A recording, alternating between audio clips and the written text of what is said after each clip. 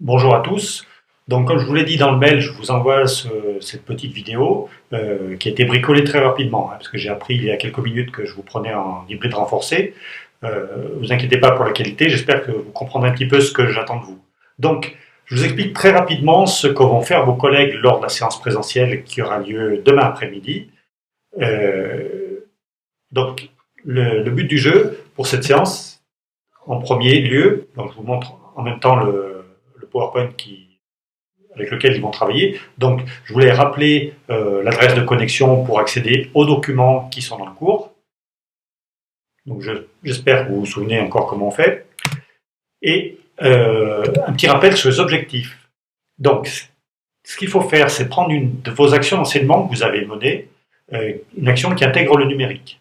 Le but du jeu, c'est de mener un premier élément, c'est l'analyse réflexive de cette action. Voir ce qui s'est passé, si ça a marché, ce qui n'a pas marché éventuellement, ce que vous voudriez modifier. Et pour ce faire, pour savoir ce que vous allez modifier, comment vous allez améliorer votre pratique, il faut vous appuyer sur des travaux issus de la recherche. Et bien évidemment, je vous le rappelle, la production finale, c'est un poster que vous présenterez à l'ensemble du groupe. Donc pour la présentation finale, vous viendrez en présentiel. On trouvera un moment, ce sera soit avec tous vos collègues, si vous pouvez venir ce jour-là, donc au mois de janvier, je n'ai pas encore la date précise, mais ça serait quand même bien que vous puissiez vous intégrer à tout le reste du groupe. Ça serait assez sympa de pouvoir échanger à ce moment-là avec tout le monde. Sinon, bah, tant pis, on fera ça à 4, comme vous êtes 4 à suivre cette formation à distance, un peu en catémini. Bien, alors, ce que vont réaliser vos collègues en présentiel demain, normalement, durant la séance, c'est la chose suivante. C'est essayer de produire un document qui sera partagé avec tous les membres du groupe. Donc, ce document doit comporter les premiers éléments du poster. Premier élément, c'est le thème d'étude. En gros, vous allez décrire la séance ou l'action d'enseignement sur laquelle, à partir de laquelle vous allez travailler. Vous avez mis en œuvre quelque chose l'an dernier ou depuis le mois de septembre qui intègre le numérique. Vous pouvez choisir d'analyser cette séance. Donc, vous décrivez ça en indiquant le contexte, les élèves, le niveau d'élèves, et vous faites une description des attendus de la séance et puis surtout une description de ce qui s'est passé. Et à la fin de cette description, vous allez analyser. Une analyse objective et réflexive, c'est-à-dire comment ça s'est passé pour vous d'un point de vue apprentissage pour les élèves, et puis comment ça s'est passé pour vous d'un point de vue professionnel. Ensuite, quand vous avez cette situation, vous allez essayer de rapporter ça à un article, enfin à une problématique de recherche. Je ne sais pas si vous vous souvenez, on vous avait présenté 10 problématiques de recherche qui sont dans le Chamilo. Vous allez les regarder, vous essayez de trouver une problématique de recherche qui peut éclairer votre pratique. Et par rapport à ça, vous allez faire une première biblio et une première liste de contacts potentiels de chercheurs ou d'experts qui ont travaillé sur le même sujet que vous. Je prends par exemple des choses qui n'ont absolument rien à voir avec vos disciplines enseignées, parce que je crois que vous êtes tous en EPS, enfin, je ne suis pas sûr. Admettons par exemple qu'il y a un physicien dans la bande et ce physicien a voulu réaliser une expérience utilisant un tableur pour l'enregistrement des données avec les élèves, et ça n'a pas marché, parce que la représentation, les graphiques issus du tableur n'étaient pas bons, la représentation mentale des élèves n'était pas bonne. Il peut s'appuyer sur les travaux d'un chercheur pour essayer de travailler ce point de représentation mentale d'un graphique par rapport à la réalité, et tout simplement, il peut contacter, l'étudiant, enfin, un de vous peut contacter un chercheur qui a travaillé là-dessus, pour essayer d'avoir un retour. Et vous allez essayer de constituer une biblio par rapport à tout ça, pas un truc très fourni, c'est pas un mémoire qu'on vous demande, bien évidemment, mais déjà une première liste de références. Et ce serait bien si vous respectiez une norme. La norme APA, par exemple, qui est une des plus utilisées, sera un double avantage pour vous. C'est premièrement de bien classer les choses, puis deuxièmement, ça va vous préparer à la rédaction du mémoire. Vous verrez, si vous vous familiarisez avec l'APA, lorsque vous allez devoir rédiger votre mémoire, vous allez beaucoup plus vite que les autres.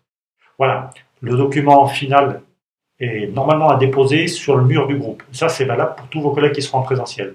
Ce que vous pouvez faire, c'est de l'envoyer par mail. Je vous rappelle, mon adresse mail, elle est dans Chamilo. Alors justement, Chamilo, je vais retourner et vous montrer un petit peu comment ça marche. Bien, nous voilà sous l'interface de Chamilo. Donc, pour accéder au groupe de travail, il faut descendre en bas, cliquer sur École supérieure du professorat de l'éducation. Une fois qu'on est allé là-dessus, il faut rechercher là-dedans le module qui s'appelle Intégration du numérique et approfondissement. Vous cliquez et vous tombez donc sur le parcours. Enfin, sur le cours, pardon.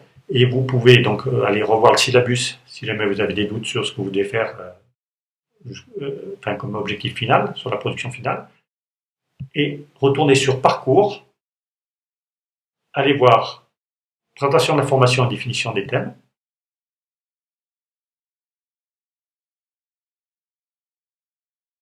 Et là, vous pouvez cliquer sur ce lien, faire de la recherche sur l'usage de technologies éducatives.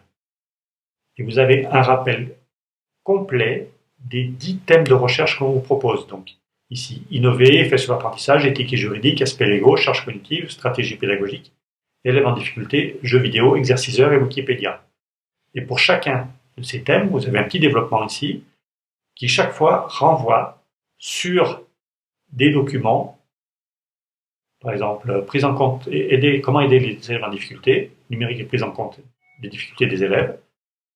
Je clique là-dessus et j'arrive sur ce document complet qui lui aussi vous donnera des pistes pour la recherche, donc soit des références bibliographiques bien évidemment, éventuellement des contacts avec des personnes, et qui vous donnera des billes pour analyser votre séance. Voilà, j'espère que j'étais assez clair. Très clairement, cette vidéo, je l'ai faite dans l'urgence. Les prochaines que je vous ferai seront certainement mieux préparées et beaucoup plus claires. N'hésitez pas à me contacter en cas de problème. Et de toute façon, dans tous les cas, j'attends vos retours à la fin de la séance, à la fin de cette semaine, on va dire, pour les travaux demandés à distance. Et je ne manquerai pas de me rappeler à votre bon souvenir si vous m'oubliez. Voilà, bon courage et puis à bientôt.